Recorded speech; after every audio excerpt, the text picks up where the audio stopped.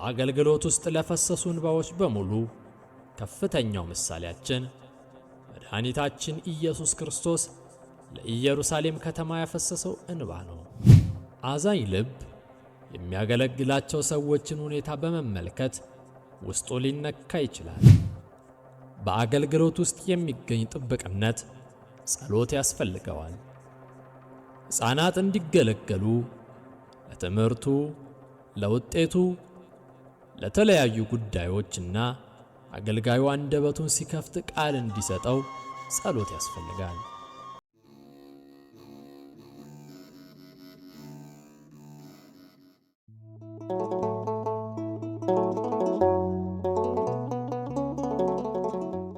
በስመ አብ ወወልድ ወመንፈስ ቅዱስ አሃዱ አምላክ አሜን። መንፈሳዊ አገልግሎትና መንፈሳዊ አገልጋይ የግብፅ ኦርቶዶክስ ቤተክርስቲያን ፓትርያርክ ቅዱስነታቸው አቡነ ሺኖዳ እንደጻፉት አያሌው ዘኢየሱስ እንደተረጎመው ክፍል 11 በአገልግሎት ውስጥ ሳሉ ብዙዎች ይወድቃሉ፣ ጥቂቶችም ይጠፋሉ። አገልጋይ ወንድሜ ሆይ የወደቁት ወይም የጠፉት ሁሉ ከቤተ ክርስቲያን ወይም ከአገልግሎት የራቁ ናቸው ብለህ አታስብ።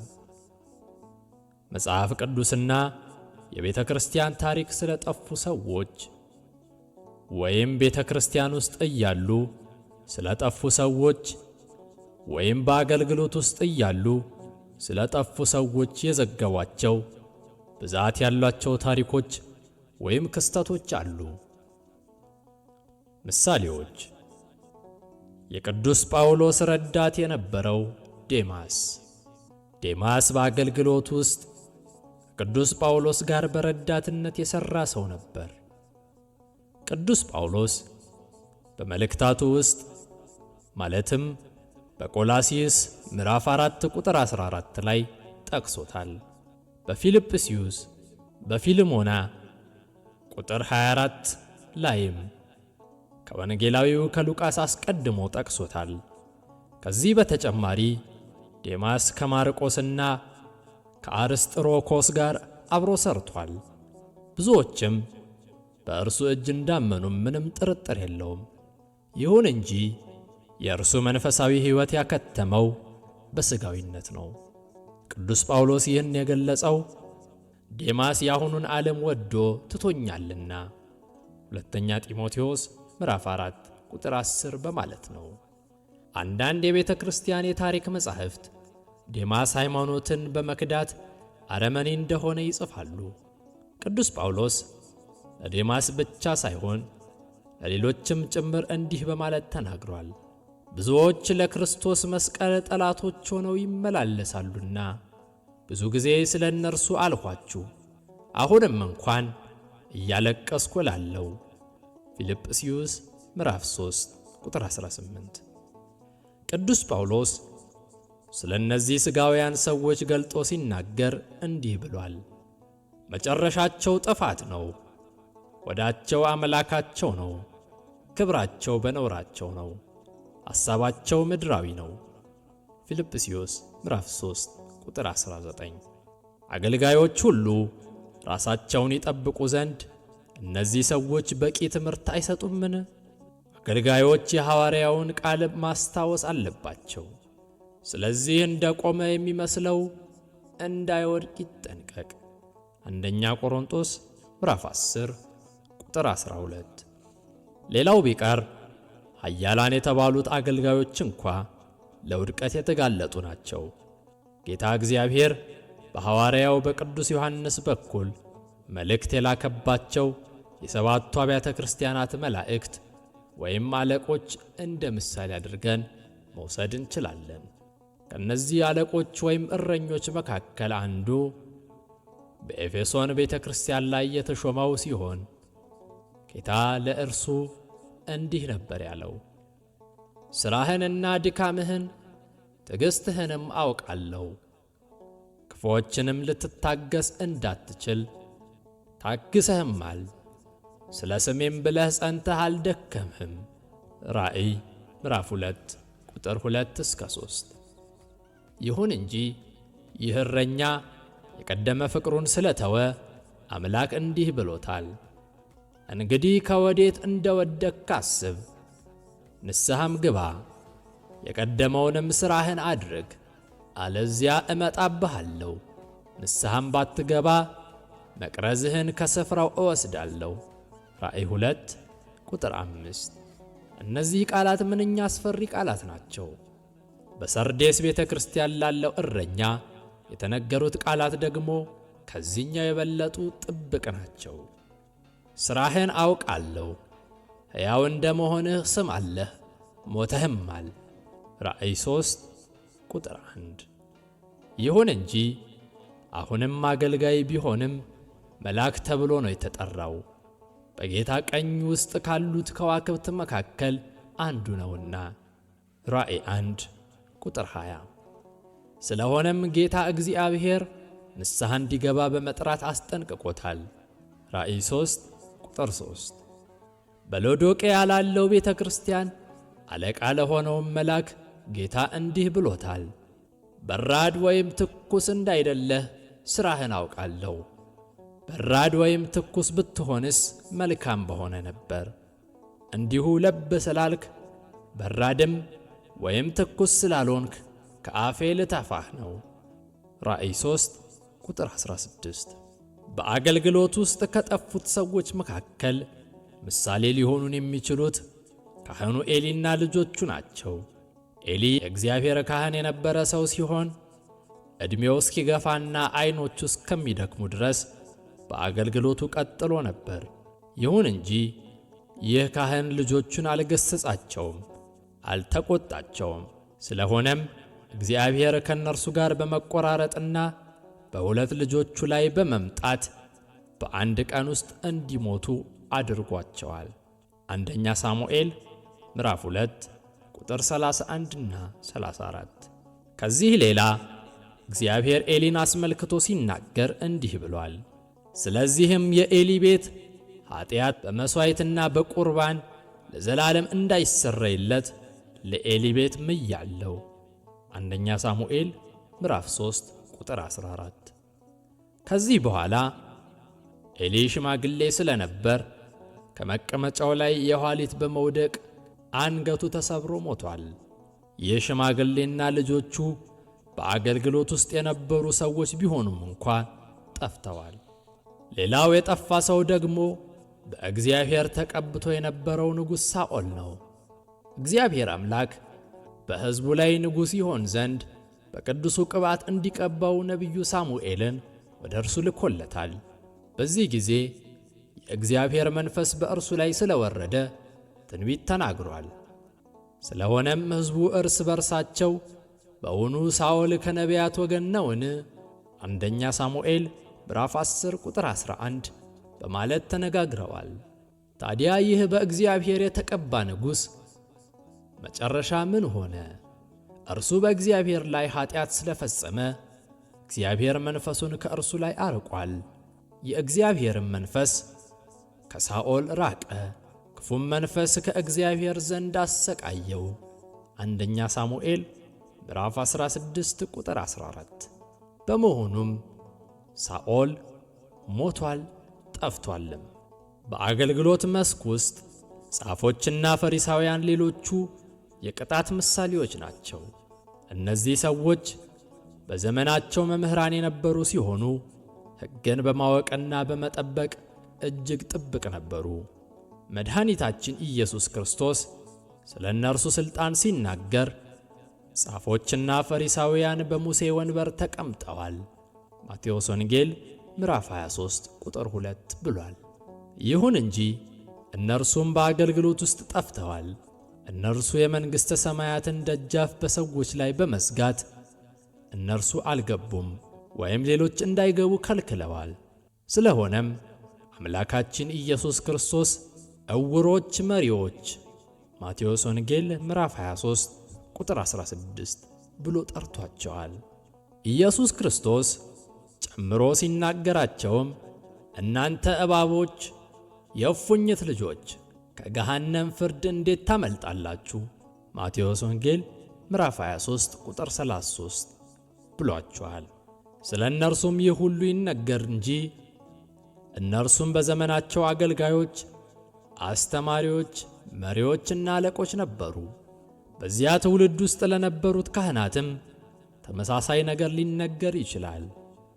መድኃኒታችን ኢየሱስ ክርስቶስ እነዚህን ካህናት ክፉዎች ገበሬዎች በማለት ጠርቷቸዋል። ከዚህ በተጨማሪም የእግዚአብሔር መንግሥት ከእናንተ ትወሰዳለች፣ ፍሬዋንም ለሚያደርግ ሕዝብ ትሰጣለች ማቴዎስ ምዕራፍ 21 ቁጥር 43 በማለት ተናግሯቸዋል። ኢየሱስ ክርስቶስን የከሰሱትና የፈረዱበት እነዚህ ካህናትና ሊቀ ካህናት ናቸው። እነሱ ክርስቶስን ለመክሰስ በጲላጦስ ፊት ቆመዋል። ማቴዎስ 27 ቁጥር 12 ይሰቀል ብለውም ጥያቄ አቅርበዋል። ሉቃስ 23 ቁጥር 23 ከዚህ በተጨማሪ ትንሣኤውን ተቃውመዋል። ደቀ መዛሙርቱ በሌሊት መጥተው ሥጋውን ሰርቀዋል ብለው እንዲያስወሩም ለጠባቂዎቹ ወታደሮች ጉቦ ሰጥተዋል። ማቴዎስ 28 ቁጥር 13 ከዚህ ሌላ የአስቆሮቱ ይሁዳ መምህሩን ያስረክባቸው ዘንድ 30 ብር መዝነውለታል። ማቴዎስ 26 ቁጥር 14 እስከ 15 እነርሱ ይህን ያድርጉ እንጂ የእግዚአብሔር ካህናትና አገልጋዮች ነበሩ። እነዚህ ካህናት የሰራዊት ጌታ የእግዚአብሔር መልእክተኞችና ከእርሱ አፍ ሕግን የሚጠብቁ አገልጋዮች ነበሩ። ሚልክያስ 2 ቁጥር 7 ሌላው ምሳሌያችን በጠፋው ልጅ ታሪክ ውስጥ የሚገኘው ታላቅ ወንድም ነው።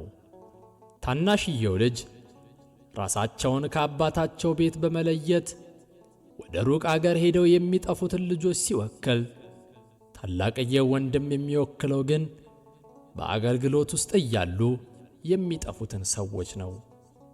እርሱ ለአባቱ እንዲህ በማለት ተናግሯልና፣ እነሆ ይህን ያህል ዓመት እንደ ባሪያ ተገዝቼልሃለሁ፣ ከትእዛዝህም ከቶ አልተላለፍሁም። ሉቃስ ምዕራፍ 15 ቁጥር 25 ይሁን እንጂ ይህ ታላቅ ወንድም ጠፍቷል። እነዚያን ሁሉ ዓመታት በአገልግሎት መስክ ላይ ቢያሳልፍም ወድቋል። እርሱ ለታናሽ ወንድሙ ምንም አይነት ፍቅር አልነበረውም። ቤተሰቦቹ፣ ጎረቤቶቹና ዘመዶቹ እንኳን ደህና መጣህ ብለው በደስታ ሲቀበሉት እርሱ ተናዶ ነበር። እርሱ ወደ ቤት ለመግባትም ሆነ ከቤተሰቦቹ ጋር ሐሴት ለማድረግ ፈቃደኛ አልነበረም። ከዚህ በተጨማሪ ታላቅ ወንድምየው ከአባቱ ጋር ባደረገው ንግግር ውስጥ ትሕትና አላሳየም። እንዲያውም አባቱን በንፉግነት ሲከሰው፣ ለእኔም ከወዳጆቼ ጋር ደስ እንዲለኝ አንድ ጥቦት እንኳን አልሰጠኸኝም ሉቃስ 15 ቁጥር 29 ብሎታል። እርሱ አባቱን በልጆቹ ሁሉ ፊት ፍትሐዊ ባለማድረግ ከሶታል። ለተመለሰው ልጁ ቸር በመሆኑም ወቅሶታል። እርሱ ከአባቱ ፈቃድ ጋር ፈጽሞ አልተስማማም። ይሁን እንጂ እርሱም ለብዙ ዓመታት አገልጋይ ነበር። በአገልግሎት ውስጥ እያሉ የጠፉት ሰዎች የሚያስታውሱን በአባቷ ቤት ውስጥ ሞታ የነበረችውን የኢያኢሮስን ሴት ልጅ ነው። ሉቃስ 8 ቁጥር 49 እስከ 52 የዚህች ልጅ ጉዳይ ለቀብር በመጓዝ ላይ ከነበረው ከናይኗ መበለት ወንድ ልጅ የአስከሬን ቃሬዛ ሉቃስ 7 12 እና ድንጋይ ተገጥሞለት ከነበረው ከአልዓዛር መቃብር ዮሐንስ 11:38 የተለየ ነበር። አዳምና ሔዋን በገነት ውስጥ ቢኖሩም ወድቀዋል። በአገልግሎት ውስጥ እያሉ ከጠፉት አገልጋዮች መካከል የከፋ ምሳሌ የሚሆነን የአስቆሮቱ ይሁዳ ነው። እርሱ ከ12ቱ የኢየሱስ ክርስቶስ ሐዋርያት መካከል አንዱ ነበር። ማቴዎስ 10 ቁጥር 4 ጌታ ከሌሎቹ ሁሉ መርጦ ድሆችን ለመርዳት የሚሰበሰበው ሙዳየ ምጽዋት እንዲይዝ ሾሞት ነበር። ይህ ደግሞ መድኃኒታችን ኢየሱስ ክርስቶስ የጸሎተ ሐሙስ ዕለት እርሱን ለመገሰጽ የምታደርገውን ቶሎ ብለህ አድርግ ዮሐንስ 13:27 ብሎ በተናገራቸው ቃላት ውስጥ ግልጽ ሆኖ ተቀምጧል። ይሁን እንጂ በዚያ የነበሩ ሰዎች ይሁዳ ሙዳየ ምጽዋት ስለሚይዝ ኢየሱስ ክርስቶስ ለበዓሉ የሚያስፈልገንን ግዛ ወይም ለድሆች ምጽዋት እንዲሰጥ ያለው ዮሐንስ 13:29 መስሏቸው ነበር። ይሁዳ የመጀመሪያውን የአገልግሎት ሥልጠና የተካፈለና እንደ ሌሎቹ ሐዋርያት ሹመት ወይም ሥልጣንን የተቀበለ ማቴዎስ 10:1 ሰው ነበር። ይሁን እንጂ እርሱም ጠፍቷል። በአገልግሎት ውስጥ በታዋቂው ነቢይ በበለዓም ላይ የተፈጸመው ቅጣት ጠቃሚ ትምህርት ይሰጠናል። በለዓም ዓይኖቹ የተከፈቱለት ሰው፣ የእግዚአብሔርን ቃል የሚሰማ የልዑልንም ዕውቀት የሚያውቅ ሁሉን የሚችል የአምላክን ራእይ የሚያይ ዓይኖቹም የተከፈቱለት ኦሪት ዘኍልቍ ምዕራፍ 24 ቁጥር 15-16 ሰው ነበር። እርሱ ስለ ኢየሱስ ክርስቶስ የተነበየው እንዲህ በማለት ነበር። አየዋለሁ፣ አሁን ግን አይደለም፣ እመለከተዋለሁ፣ በቅርብ ግን አይደለም። ከያዕቆብ ኮከብ ይወጣል፣ ከእስራኤል በትር ይነሳል፣ የሞዓብንም ማዕዘኖች ይመታል። ዘኍልቍ ምዕራፍ 24 ቁጥር 17።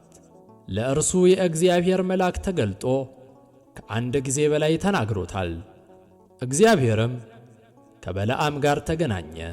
እግዚአብሔርም ቃልን በበለዓም አፍ አድርጎ ወደ ባላቅ ተመለሰ፣ እንዲህም በል አለው። ዘኍልቍ 23 ቁጥር 4። በለዓምም ለባላቅና ለመልእክተኞቹ እንዲህ ነበር ያላቸው። ባላቅ በቤቱ የሞላውን ብርና ወርቅ ቢሰጠኝ መልካሙን ወይም ክፉውን ከልቤ ለማድረግ የእግዚአብሔርን ቃል እተላለፍ ዘንድ አይቻለኝም። እግዚአብሔር የተናገረውን እርሱን እናገራለሁ ብዬ ወደ እኔ ልላካቸው መልእክተኞችህ አልተናገርኳቸውምን? ዘኍልቍ ምዕራፍ 22 ቁጥር 18። የእግዚአብሔር መንፈስ በበለዓም ላይ ስለመጣ ምሳሌዎቹን ተናግሯል። እርሱ መናገሩን ከመጀመሩ በፊት 7 ወይፈኖችና 7 አውራ በጎችን በ7 መሠዊያዎች ላይ ያቀርብ ነበር። ዘኍልቍ ምዕራፍ 23 ቁጥር 1። ይሁን እንጂ በለዓም ትንቢት ቢተነብይ፣ የሚቃጠል መሥዋዕት ቢያቀርብ፣ ራእይ ቢመለከትና የእግዚአብሔር መንፈስ በእርሱ ላይ ቢወርድም በእስራኤል ልጆች ላይ የማሰናከያ ድንጋይ ስላስቀመጠ ራእይ 2:14 ጠፍቷል። የባሶር ልጅ በለዓም የዓመፃን ደሞዝ ስለወደደ ሁለተኛ ጴጥሮስ ምዕራፍ 2 ቁጥር 15። መጽሐፍ ቅዱስ ስለ እርሱ ስህተት ተናግሯል። ይሁዳ ቁጥር 11። የወደቁ ነገር ግን ያልጠፉ ሌሎች ምሳሌዎችም አሉ። ከእነርሱ መካከል የሙሴ ወንድም የሆነው አሮን አንዱ ነው። አሮን እንደ እግዚአብሔር ትእዛዝ በሙሴ አማካኝነት በቅዱሱ ዘይት የተቀባ ሊቀ ካህናት ነበር። ዘጸአት 40 ቁጥር 13 እና 16፣ ዘሌዋውያን ምዕራፍ 8 ቁጥር 12። ይሁን እንጂ የእስራኤል ልጆች የወርቁን ጥጃ እንዲያመልኩ የሠራላቸው እርሱ ነው። አሮን ለሕዝቡ እንዲህ ነበር ያላቸው፣ በሚስቶቻችሁ በወንዶችና በሴቶች ልጆቻችሁም ጆሮ ያሉትን የወርቅ ቀለበቶች ሰብራችሁ አምጡልኝ። ዘጸአት ምዕራፍ 32። ከዚህ በኋላ ወርቁን ከእጃቸው ተቀብሎ በመቅረጫ አሳምሮ ቀረጸው፣ ቀልጦ የተሠራ ጥጃም አደረገው። ከዚያም ከተመለከተው በኋላ በፊቱ መሠዊያ ሠራለትና ነገ የእግዚአብሔር በዓል ነው በማለት አወጀ። በማግስቱም ማልደው ተነሱና የሚቃጠል መሥዋዕት ሰውለት፣ ደህንነትም መሥዋዕት አቀረቡለት። ዘጸአት 32 ቁጥር 2-6። ሙሴ ከተራራው ላይ ወርዶ ከመጣ በኋላ አሮንን ሲቆጣው አሮን እንዲህ ነበር ያለው፣ ጌታዬ ሆይ በቁጣህ አይቃጠል። ይህ ሕዝብ ክፋትን እንዲወድ አንተ ታውቃለህ። እነርሱም ይህ ከግብፅ ምድር ያወጣን ሰው ሙሴ ምን እንደሆነ አናውቅምና በፊታችን የሚሄዱ አማልክት ሥራልን አሉኝ። እኔም ከእናንተ ወርቅ ያለው ሰው ከእርሱ ሰብሮ ያምጣልኝ አልኳቸው። ሰጡኝም። በእሳት ላይ ጣልሁት፣ ይህም ጥጃ ወጣ።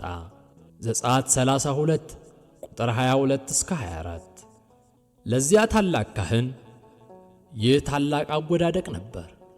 እርሱ በአንድ ወቅት እንዲሁ ከሙሴ እህት ከማርያም ጋር ሆኖ በሙሴ ላይ ክፉ ነገርን ስለተናገረ ወድቋል። ዘኍልቍ ምዕራፍ 12 ቁጥር 1። በዚህ ጊዜ እግዚአብሔር ሙሴን በመገሰጽ እህቱ ማርያምን በለምጽ መቷታል። ዘኍልቍ ምዕራፍ 12 ቁጥር 4 እስከ 10። ይህ ከመሆኑ በፊት ግን የሙሴ እህት ማርያም ከሕዝበ እስራኤል ጋር በመሆን ባሕረ ኤርትራን በደረቅ ሲያቋርጡ ከበሮ ነጥቃ እየመታች መዝሙር ዘምራ ነበር። ዘጸአት 15 ቁጥር 20። እርሷ ያን ድንቅ መዝሙር እንዲህ እያለች ነበር የዘመረችው። በክብር ከፍ ከፍ ብሎአልና ለእግዚአብሔር ዘምሩ፣ ፈረሱንና ፈረሰኛውን በባሕር ጣለ። ዘጸአት ምዕራፍ 15 ቁጥር 21። እርሷ ይህን ብታደርግም እግዚአብሔር አምላክ ታላቂቷን ነቢይት በለምጽ መቷታል።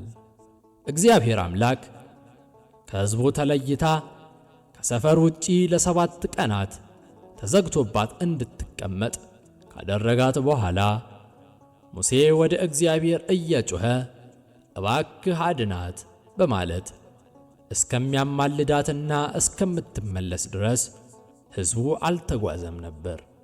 ዘኍልቍ ምዕራፍ 12 ቁጥር 13 እስከ 15።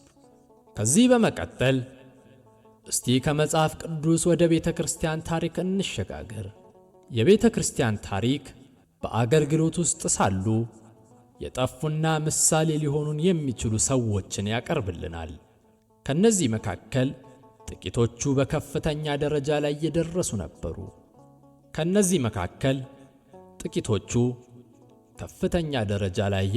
ነበሩ። እዚህ ላይ እንደ ምሳሌ አድርገን የምንጠቅሳቸው በአንድ ወቅት ታዋቂ አገልጋዮች የነበሩትንና በኋላ መናፍቃን ሆነው በቤተ ክርስቲያን የተወገዙትን ሰዎች ነው።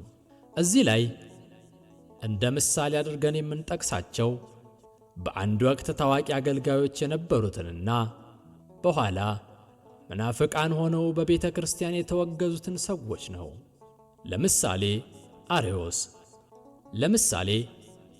አርዮስ እስክንድርያ ውስጥ ታላቅ ሰባኪ ነበር። ይሁን እንጂ ያስተምረው ከነበረው መሠረታዊ የሃይማኖት ትምህርት ስላፈነገጠ ጠፍቷል።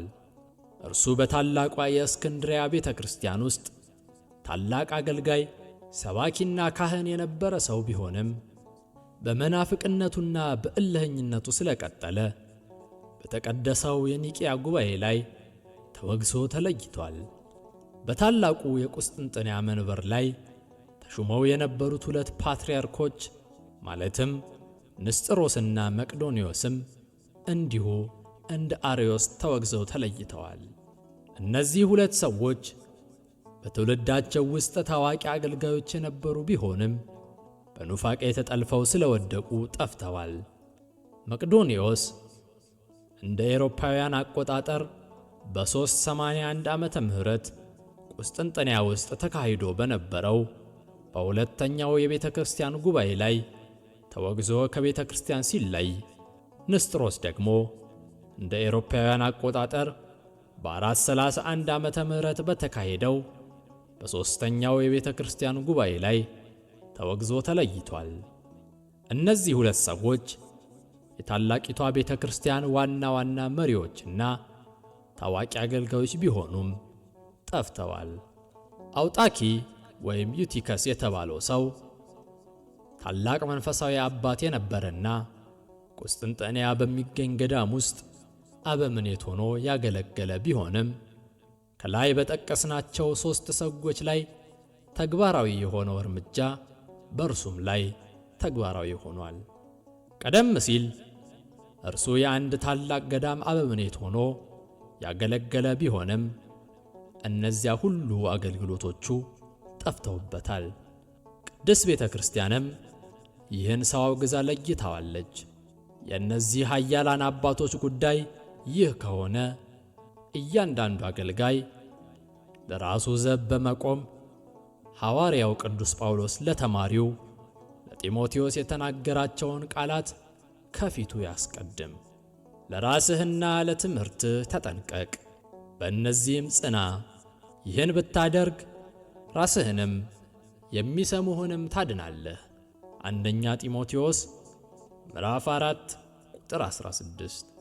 በጎውን ሁሉ ለእኛ ያደረገና የሚያደርግ እግዚአብሔር ስሙ የተመሰገነ ይሁን። ይህ የመምህር አያሌው ዘኢየሱስ የዩቲዩብ ገጽ ነው። ላይክ፣ ሼር እንዲሁም ሰብስክራይብ በማድረግ አገልግሎቱን ይደግፉ።